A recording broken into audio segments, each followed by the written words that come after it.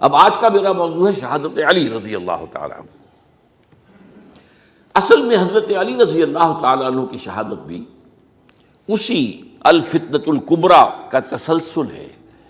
وہ جو عبداللہ ابن سبا کا پیدا کردہ عظیم ترین فتنہ تھا، اسی کا ایک نتیجہ حضرت علی کی شہادت بھی ہے، لیکن وہ بات ذرا تفصیل سے سمجھنی ہوگی، اور اس کے لیے میں ممنون احسان ہوں۔ حال ہی میں ایک کتاب چھپی ہے، ڈاکٹر سید رضوان علی ندوی، وہ محقق ہیں تاریخ کے، انہوں نے بڑی تاریخی تحقیق کے بعد جو باتیں بیان کی ہیں وہ میں آپ کے سامنے رکھ رہا ہوں۔ عرب میں جنوب مغرب کی کونے میں، جہاں یہ یمن بھی آباد ہے، اس کے اوپر نجران ہے، اسی علاقے میں یمامہ کا علاقہ کہلاتا ہے۔ یہاں ایک قبیلہ آباد تھا، بنو تمیم۔ یہ جو لوگ تھے بڑے کرخت مزاج، جنگجو، اکھڑ، ضدی، اور جس بات کو ایک دفعہ مان لے اس پر اڑ جانے والے اور مر مٹنے والے۔ یہیں سے فتنہ پہلا اٹھا تھا، سب سے بڑا جو نئے جھوٹے نبی کھڑے ہوئے تھے ان میں سب سے بڑا تو مسیلمہ کذاب تھا، یہی تو علاقہ تھا۔ اور اس کے خلاف اس فتنے کی سرکوبی میں کتنے صحابہ، 1200 صحابہ ایک جنگ کے اندر شہید ہوئے، جن میں 500 جو ہیں وہ حفاظ تھے رضی اللہ تعالیٰ عنہ اجمعین۔ تو یہ لوگ جو یہ تھے بڑے زوردار تھے۔ اس قبیلے کے بارے میں حضرت عمر رضی اللہ تعالیٰ عنہ نے ایک بڑی عجیب حکمت عملی اختیار کی۔ ان کو وہاں سے اکھاڑ کر اور ایران کی سرحدوں پر آباد کر دیا، اب جہاں پر جہاد ہو رہا تھا، تاکہ ان کے اندر جو یہ جنگجوئی ہے یہ اب اس مقصد کے لیے استعمال ہو، اب وہ دارالاسلام کی توسیع کے مقصد کے لیے استعمال ہو، اور وہ ہوئی۔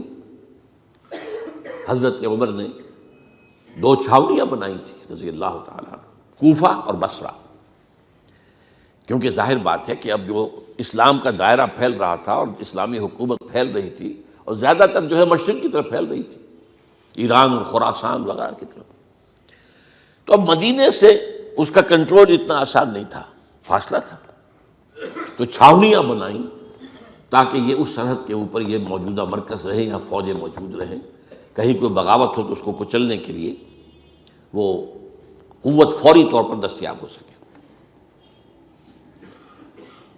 یہ لوگ ہیں کہ جو عبداللہ ابن سبا کی فتنے سے سب سے زیادہ متاثر ہوئے۔ ان کی مزاج میں وہ کجی تو تھی نا۔ حضرت عمر بھی ان کا جو ایک مضبوط کنٹرول تھا انہیں دبائے رکھا ہے، اور ان کا رخ جو ہے ایک دوسری طرف موڑ کر اس سے اسلام کو فائدہ پہنچایا۔ لیکن اس کے بعد جب فتنہ جو آیا یہ عبداللہ ابن سبا، تو سب سے بڑھ کر یہی لوگ اس کے ماننے والے، اور انہی میں سے وہ لوگ تھے جنہوں نے جانیں بھی دے دی ہیں، جنہیں حضرت علی نے زندہ جلایا ہے، اس لیے کہ وہ کہتے تھے کہ علی خدا ہے۔ اے علی تم خدا ہو، تم ہمیں آگ میں جلا رہے ہو، یہ تو تم ہمارا امتحان لے رہے ہو۔ وَلَنَبْلُوَنَّكُمْ بِشَيْءٍ مِّنَ الْخَوْفِ وَالْجُوعِ وَنَقْصٍ مِّنَ الْأَمْوَالِ وَالْأَنفُسِ وَالثَّمَرَاتِ۔ اب وہ اس آیت کو اپنے اوپر منطبق کر رہے ہیں۔ تو یہ جو کرخت لوگ تھے، انہوں نے در حقیقت جو ہے عبداللہ ابن سبا کے کردار میں سب سے بڑا رول پلے کیا، اور انہی کے ہاتھوں حضرت عثمان شہید ہوئے رضی اللہ تعالیٰ۔ اور اس کے بعد انہوں نے حضرت علی رضی اللہ تعالیٰ عنہ کو اپنے گھیرے میں لے لیا، کیونکہ انہی کی کثیر تعداد موجود تھی مدینے میں جب حضرت عثمان شہید ہوئے۔ اس کے بعد اب ظاہر بات ہے کہ کوئی نہ کوئی تو خلیفہ ہونا چاہیے تھا۔ حضرت طلحہ سے کہا گیا، انہوں نے معذرت کر لی، حضرت زبیر سے کہا گیا، انہوں نے معذرت کر لی۔ اب ظاہر بات ہے کہ حضرت علی آخر امت کو چھوڑا تو نہیں جا سکتا تھا بغیر امام کے، انہوں نے قبول کر لی، اگرچہ حضرت حسن روکتے رہے کہ ابا جان یہ ان لوگوں کی بیعت جو ہے آپ قبول نہ کیجیے۔ حضرت حسن تو ان میں سے ہے جو حضرت عثمان کے دروازے پر کھڑے تھے پہرے دار کی حیثیت سے، حسن اور حسین رضی اللہ تعالیٰ عنہ، انہیں تو معلوم تھا فتنہ جو کون لوگ ہیں۔ اس کے بعد حضرت علی رضی اللہ تعالیٰ عنہ نے اسی حکمت سے، جس حکمت کے تحت حضرت عمر نے یہ چھاونیاں آباد کی تھی، دارالخلافہ بھی مدینے سے کوفہ منتقل کر دیا، تاکہ پورے عالم اسلام کو کنٹرول کیا جا سکے اس مرکز کے ساتھ۔ اس کا نتیجہ یہ نکلا کہ اب گویا کہ حضرت علی کے گرد ان لوگوں کا گھیراؤ مکمل، کوفے میں یہی تو آباد تھے، کوفی یہی تو تھے، حضرت عمر نے انہیں لا کے یہاں آباد کیا تھا۔ جب حضرت علی نے کوفے کو اپنا دارالخلافہ قرار دیا تو گویا کہ ان کا پھر عمل دخل بہت بڑھ گیا۔ ایک طریقے سے یوں کہا جا سکتا ہے کہ انہوں نے اب حضرت علی رضی اللہ تعالیٰ عنہ کو اپنے محاصرے میں لے لیا۔ چنانچہ جنگ جمل کے موقع پر یہ ہوا ہے کہ صلح ہو گئی تھی، حضرت عائشہ رضی اللہ تعالیٰ عنہ کے جو نمائندے تھے اور ادھر سے حضرت علی، صلح ہو گئی تھی، طے ہو گیا تھا کہ ہاں قاتلین عثمان کو جو ہے اس کو سزا دی جائے گی، قصاص لیا جائے گا حضرت عثمان کی قتل کا۔ لیکن ان لوگوں نے 10,000 آدمی کھڑے ہو گئے کوفے کے اندر، ہم سب قاتل ہیں عثمان کے، لو قصاص ان سے اگر لے سکتے ہو، جس کے نتیجے میں اور انہوں نے جنگ شروع کر دی۔ اور جب جنگ شروع ہو جائے تو پھر اس کے بعد تو کوئی نہیں دیکھ سکتا کیوں شروع ہوئی، کیسے شروع ہوئی، کس نے شروع کی۔ اب تو یا مارو یا مرو، دو ہی باتیں ہوتی۔ 10,000 مسلمان ایک رات میں شہید ہوئے جنگ جمل میں۔ اب اس کے بعد حضرت علی رضی اللہ تعالیٰ عنہ کی خلافت جو ہے حضرت امیر معاویہ نے ماننے سے انکار کر دی۔ جب تک قاتلین عثمان کو سزا نہیں دیتے ہم بیعت نہیں کریں گے۔ یہ نہیں کہ دعویٰ کیا ہو کہ میں خلافت کا حقدار ہوں، یہ نہیں، لیکن یہ کہ آپ کو ان کو سزا دینی چاہیے۔ اب یہ تھا وہ مخمصہ جس میں حضرت علی رضی اللہ تعالیٰ عنہ وہ فرماتے تھے تم میرا ساتھ دو تو میں ان قاتلین عثمان سے سزا جو ہے ان کو سزا دے سکتا۔ ادھر انہیں پتا تھا کہ میں سرنڈر کرتا ہوں تو مجھے علی تک تو پہنچنے کوئی نہیں دے گا، راستے میں ختم کر دیں گے رضی اللہ تعالیٰ عنہ۔ تو یہ پیچ تھا ایک جو ایسا پڑا ہے۔ اب اس میں جب حضرت معاویہ اور حضرت علی کے مابین فیصلہ کن جنگ ہوئی، جنگ صفین جسے کہتے ہیں، جس میں 70,000 مسلمان ایک دوسرے کی تلواروں، تیروں، نیزوں سے قتل ہوئے۔ اس موقع پر حضرت معاویہ کی طرف سے ایک آفر آئی، قرآن مجید کو نیزے پر اٹھا کر لوگوں نے کہا کہ یہ خون ریزی بند کر دو، ہم قرآن کا فیصلہ ماننے کو تیار ہیں۔ حضرت علی دیکھ رہے تھے کہ یہ اصل میں میری فتح کو شکست سے بدلنے کا پروگرام ہے، تقریباً فتح میری ہو چکی ہے، لیکن یہ جو طبقہ تھا یہ انہوں نے کہا نہیں بڑی ٹھیک بات کہہ رہے ہیں، وہ مانیے ان کی بات، جنگ بند کی۔ انہوں نے ہی یہی لوگ تھے جنہوں نے مجبور کیا حضرت علی کو کہ وہ تحکیم پر رضامند ہو جائے۔ اس کے بعد تحکیم میں جو معاملہ ہوا، حضرت علی حضرت عبداللہ ابن عباس کو اپنی طرف سے حکم بنانا چاہتے تھے، یہ اڑ گئے نہیں، یہ اڑ جانے والے لوگ، اور یہی اصل قوت تھے، وہاں ساری طاقت کوئی نہیں کی تھی۔ تو انہوں نے ابو موسیٰ اشعری کو اپنی طرف سے مقررہ، وہ بہت نرم خو آدمی تھے، انہیں بناؤ۔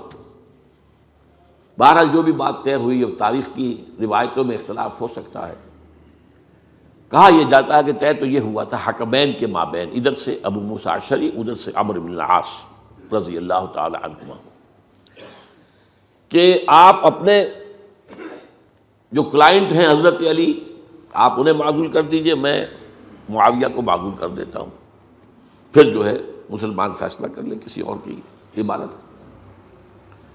انہوں نے کھڑے ہو کے کہہ دیا میں علی کو معزول کرتا ہوں، اور عمرو بن العاص نے کہا کہ میں معاویہ کو قائم کرتا ہوں۔ اب یہ ہے روایت، واللہ عالم اس میں کتنا سچ ہے کتنا جھوٹ ہے، میں کوئی مورخ نہیں ہوں، میں کوئی تاریخ کا محقق نہیں ہوں۔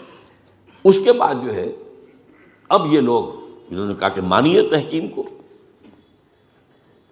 اور جب انہوں نے حضرت علی نے اس تحکیم کے فیصلے کو ماننے سے انکار کیا تو باغی ہو گئے، حضرت علی کو کافر قرار دیا،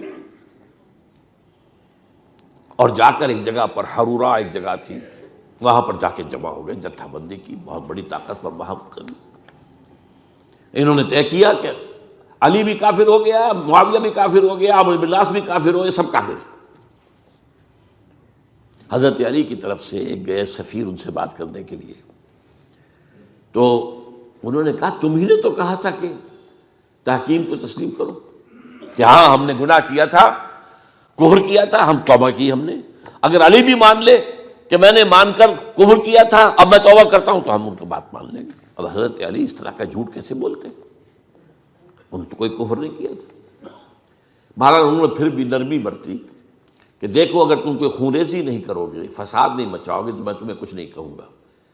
لیکن وہ اپنی ان شرارتوں سے بعد نہیں آئے۔ تو پھر تیسری جو بڑی جنگ ہوئی ہے ان جنگوں میں، جنگ نہروان کہلاتی ہے، حضرت علی کی جنگ خوارج کے ساتھ، جس میں 4000 خارجی جو ہیں وہ قتل ہوئے۔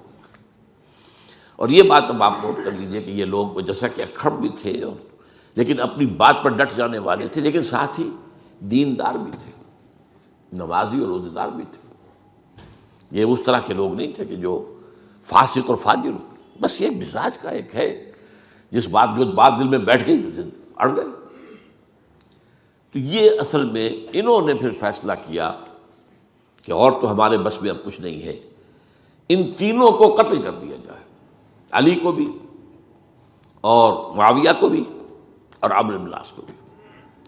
تو ایک جگہ ان کی سازش ہوئی، 3 آدمی معین ہو گئے، ایک ہی وقت کا طے فیصلہ ہو گیا، فلاں تاریخ کو فجر کے وقت تم جاؤ، وہ تم کوفے کی جامع مسجد میں، جب علی نماز جماعت کرا رہے ہو خنجر مارو انہیں۔ اور یہ اس کا نام ابن ملجم تھا، خارجی، یہ وہی لوگ بنو تمیم کے لوگ۔ دوسرا جو تھا وہ دمشق میں حضرت معاویہ کو قتل کرنے شہید کرنے کے لیے پہنچ گیا۔ تیسرا مصر پہنچ گیا حضرت عمرو بن العاص کو۔ اب یہ بات اللہ کی طرف سے ہے، یہ تو اس کی مشیت ہے، اس کا فیصلہ ہے۔ حضرت علی پر وار کارگر ہوا، اب شہید ہو گئے۔ حضرت معاویہ پر وہ وار ذرا اوچھا پڑا، زخمی تو ہوئے لیکن آپ کی جان بچ گئی۔ عمرو بن العاص اس روز مسجد میں کسی معذوری کی وجہ سے، عذر کی وجہ سے فجر میں آ ہی نہیں سکے، لہذا حضرت علی کی شہادت ہو گئی۔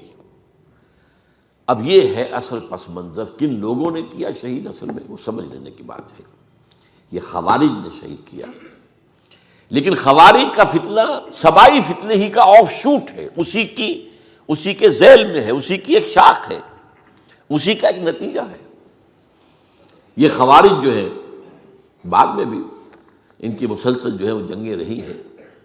بہرحال اس صورتحال کو یہ سمجھ لیجئے کہ یہ خلفائے ثلاثہ رضی اللہ تعالی عنہ، حضرت عمر شہید، عثمان شہید، علی شہید۔ عجیب بات ہے کہ تینوں کا نام عین سے شروع ہوتا ہے، عمر عین سے، عثمان عین سے، علی عین سے، تینوں شہید ہوئے ہیں۔ لیکن یہ کہ یہ ہے تاریخی پس منظر۔